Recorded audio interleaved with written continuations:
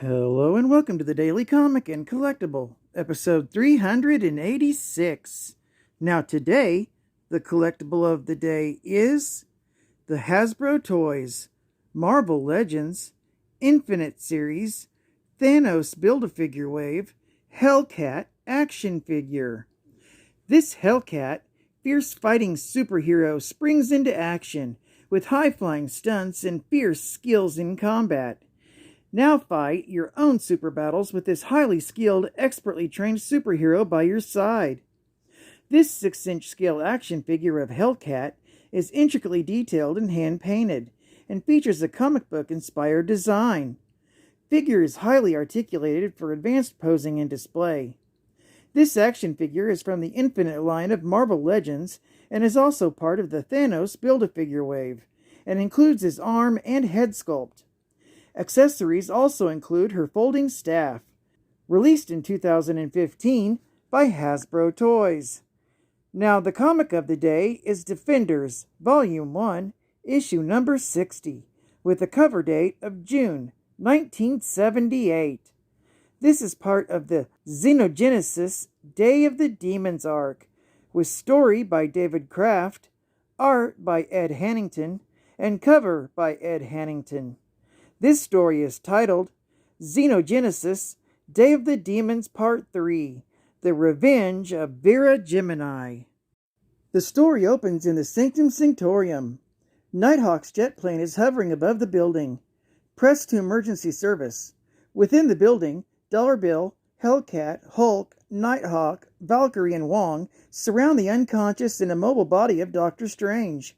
Dr. Bill is surprised to learn that Strange is not dead after all, as his absent spirit is sojourning in his astral form.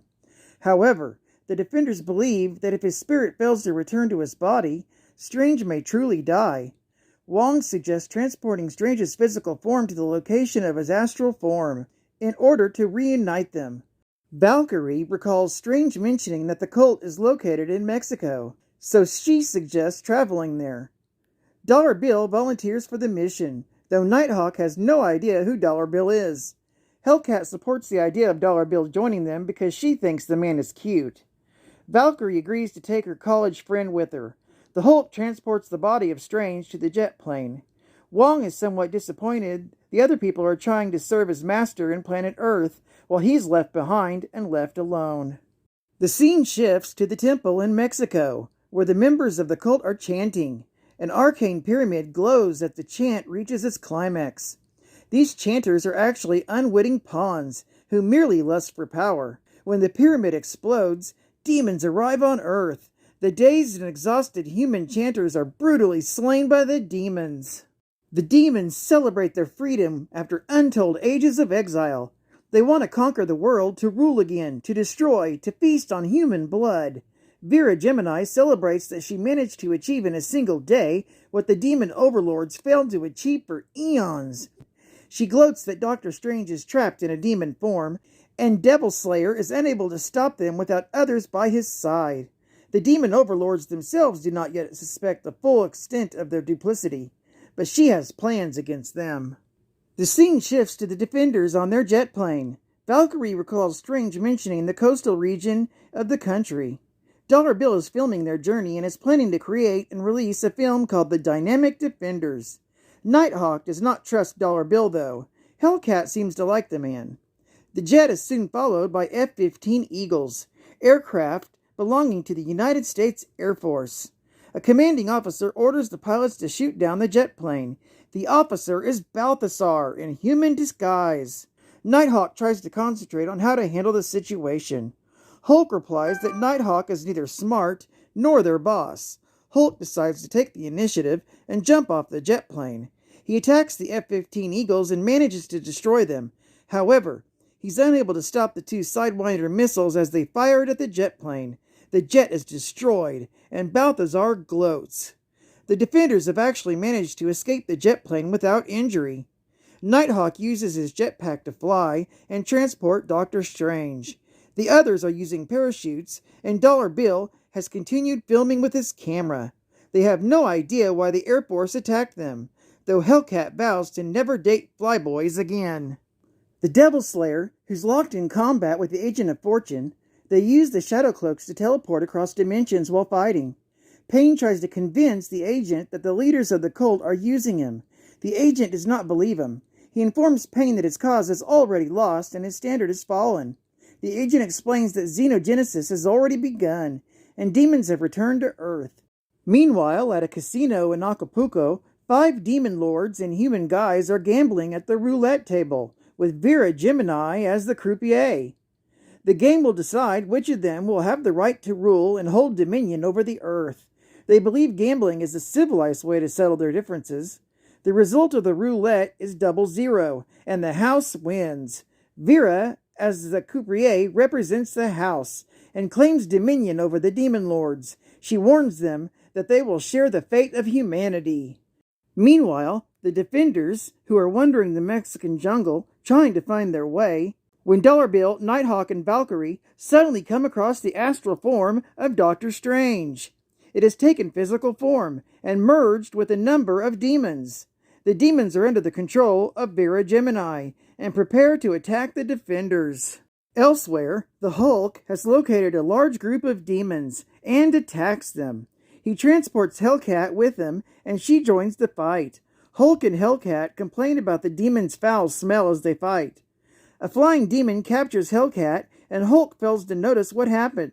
The Hulk comes across Devil Slayer, who is single-handedly fighting an army of demons. Payne asks for the Hulk's help, but Hulk is still angry with him. Hulk threatens to fight and crush Devil Slayer. The Agent of Fortune comments that even Payne's allies are turning against him.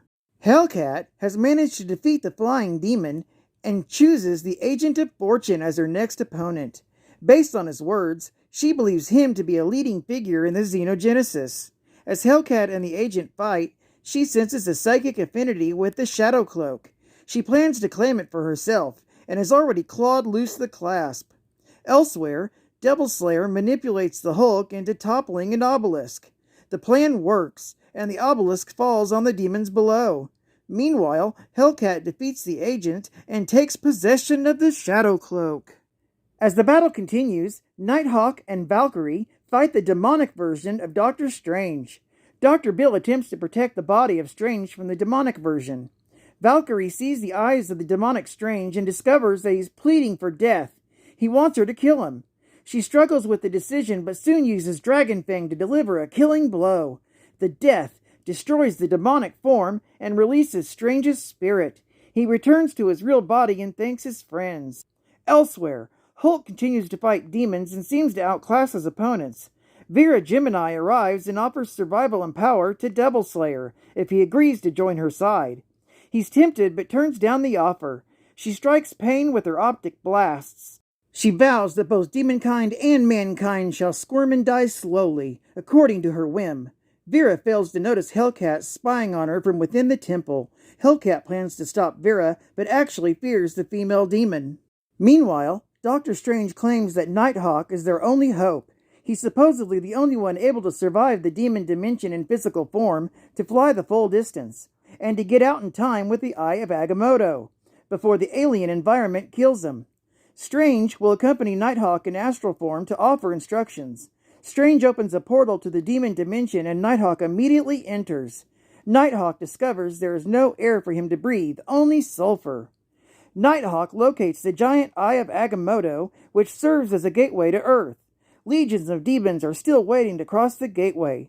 Nighthawk briefly fights with the demons. Strange attempts to take control of the Eye, but the Eye does not respond to his simple counterspells. He fears that only an elaborate enchantment will reverse its growth to giant size.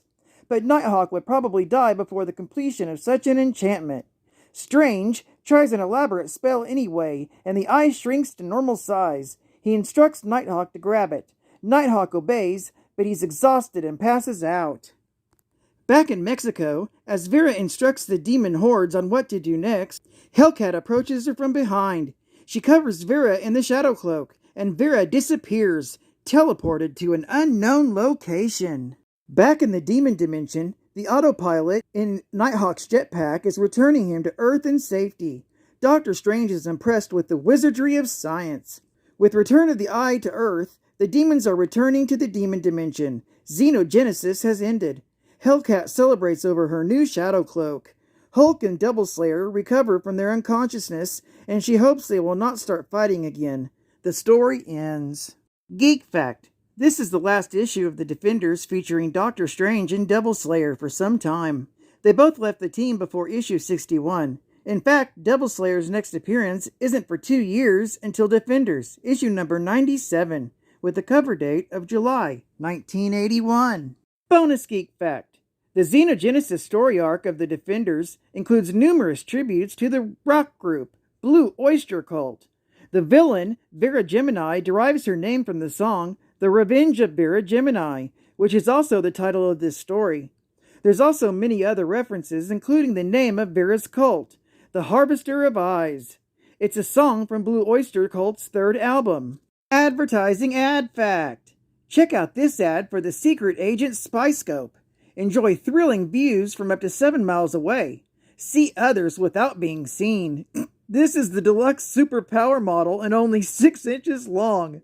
Only $3 with a 30-day home trial. And let Wonder Bread help you wonder about the universe. Get a free trading card of Close Encounters of the Third Kind.